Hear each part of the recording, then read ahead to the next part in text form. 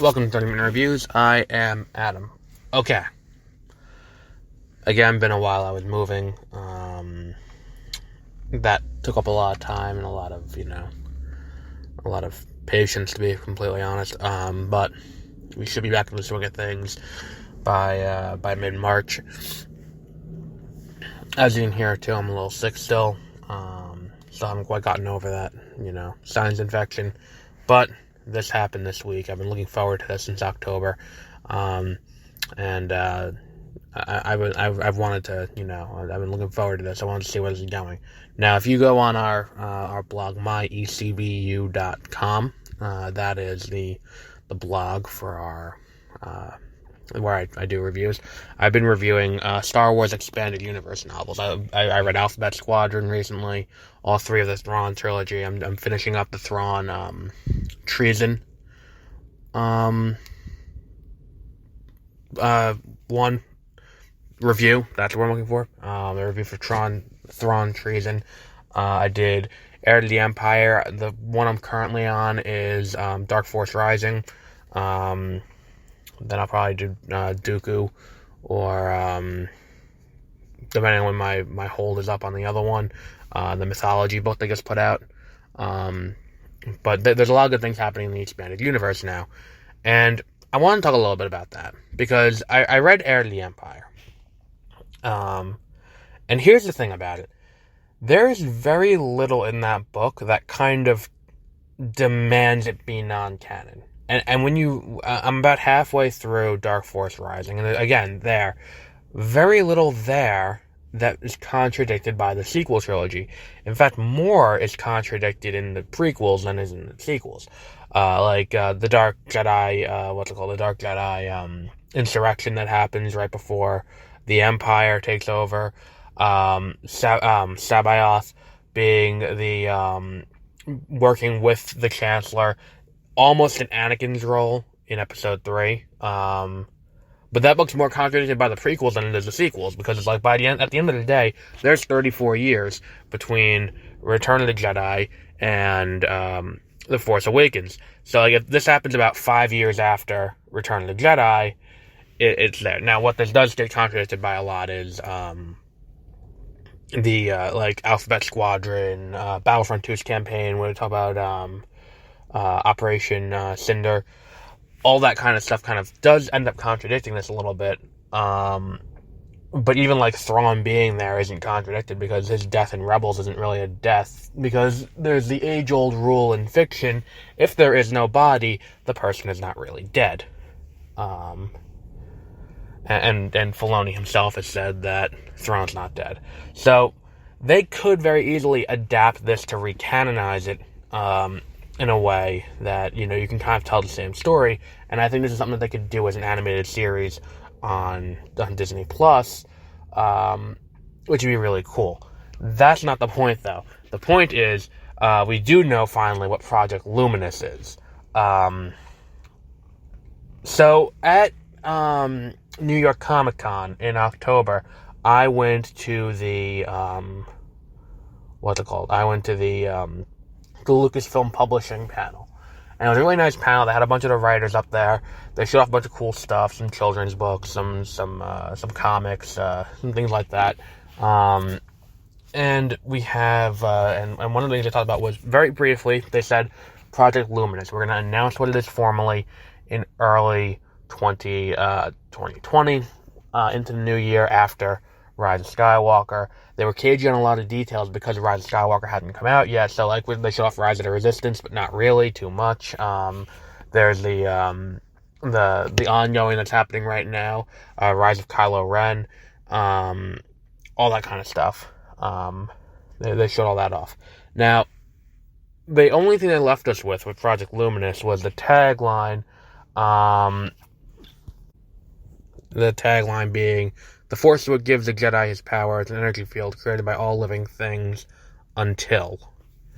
So when I read that, knowing what I knew at the time I had not yet read Thrawn, the Thrawn books and all of that, and I didn't know that Grists existed, and I thought that the way that it sounded, it seemed like this is going to be about the death of the Force. Not to be confused with Death of the Speed Force, which comes out in 2 weeks on the CW. But the Grist would be replacing the Yuzang Vong and would be invading the galaxy. And that's where we would be, going next. I was wrong. Very wrong. It turns out that Project Luminous is a prequel. It takes place about 200 years before the prequel trilogy, before the Phantom Menace, and it is about the High Republic era. We got our first cover art, some books, we saw some concept art, and it's like, this is the height of the Jedi Order. And what I like about this is, if you look at the old expanded universe, it's so vast how far back in time the what's it called, the people, like, everyone goes, the stories, and it's like, this takes place after, like, Darth Bane, this takes place after all of that, and like, the bad guys don't have ties to the Sith, they're like, kind of like steampunk Vikings, nomadic travelers who are like pirates, kind of, and I think that what this did is it didn't quite explain how it links to the tagline. But I think it's going to have something to do with, and again, it's a prequel, so they can't, that's the other issue I have with prequels, is that you can't do anything too earth-shattering, in a prequel, but they can try, because it's like, you can't do like, oh, these guys have no, connection to the Force, and the Force can't detect them, because then it's like, well, whatever they did to do that, why didn't other people do in later movies, But it's kind of like in the second Thrawn book, when it's like they discover the armor that can deflect, that can disable lightsabers, and it's like, well, why would the clones need that? And I was like, why do the clones need that? And then they just don't ever think about it again, and they blow up the facility. It's like, well, why wouldn't you look into that a little bit more? Like, the whole thing was silly. But I think that, this is going to be an interesting way to go, because based on how they've run everything that happened after Return of the Jedi in the new era, I'm not a huge fan of that era. Like before, it felt like this is a new republic. This is a new era. Now the sequels feel like a continuation of the same kind of dark, dreary, kind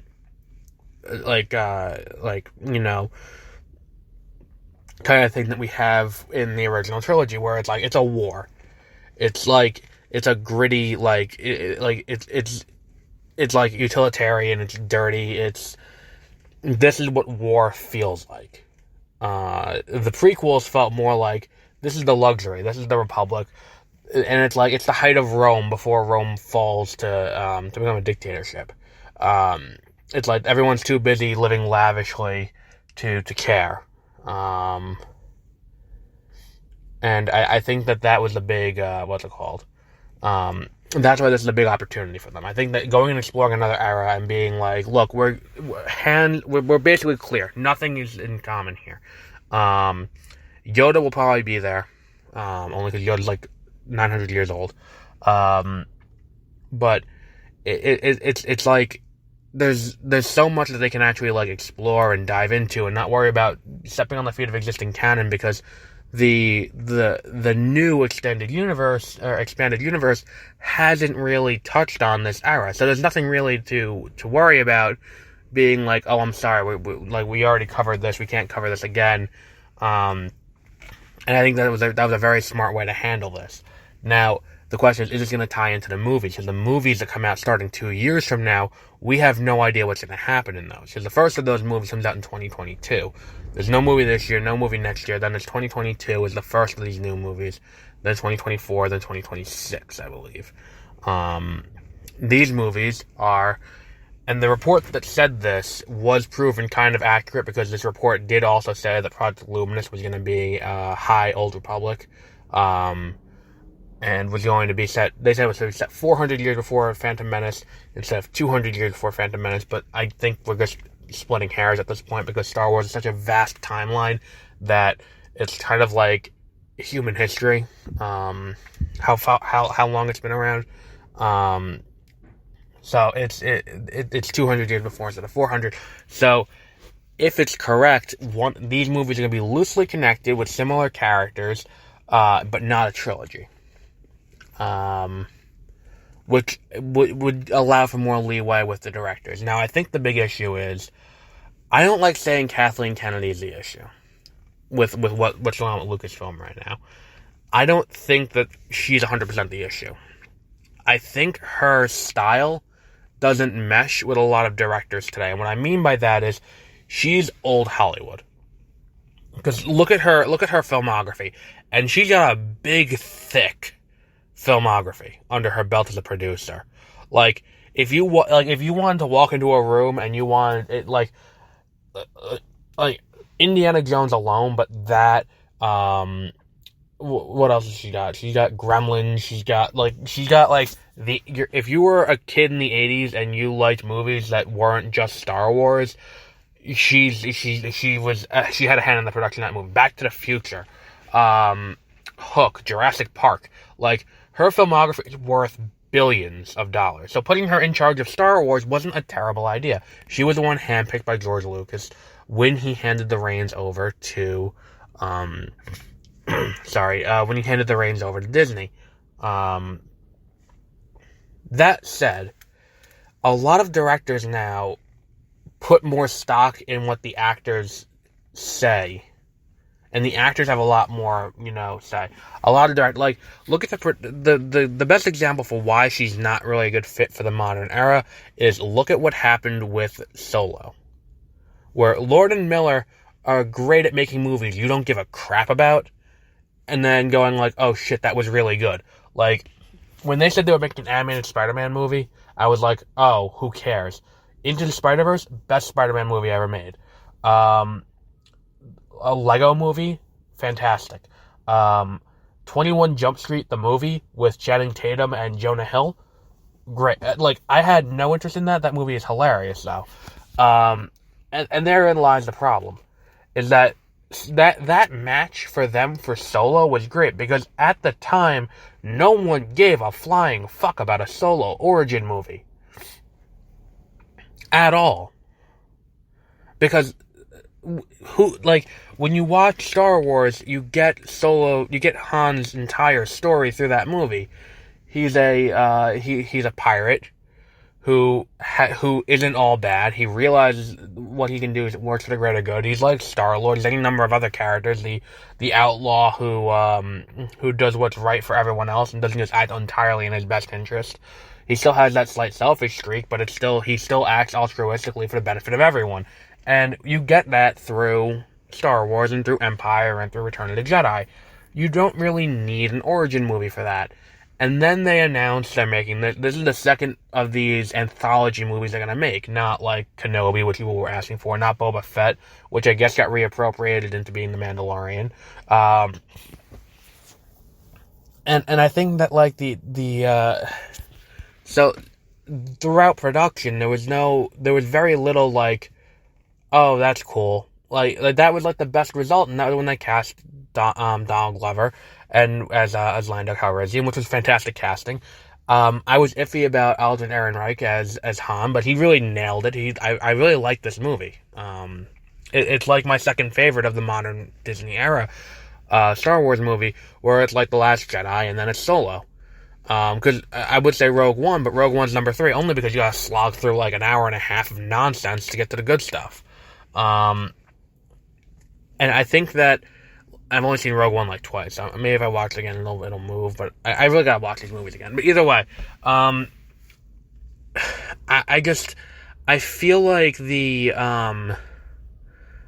big the big issue is she didn't like the fact, and it was like Lawrence Kasdan was involved in the writing, and it's like they wrote the script. They weren't producing the script exactly as is. The directors were kind of doing it. And it's like, to an extent, they treat it kind of like a TV production, where it's like, I've heard Kevin Smith talk about how they do production on The Flash and on Supergirl, where it's like, if the director dropped dead, the movie could still happen as is. The TV show could still happen as is, because everyone else knows how to do it around them.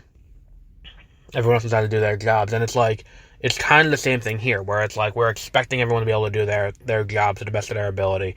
And we don't really need the director here. The director's going to put their unique spin on it, but like, these are like, bring in some no-name director to do it. And then like in the event that you do trample over what they say, you're not going to get people who are like, well, we like people. Directors with a fan base aren't good to do that to.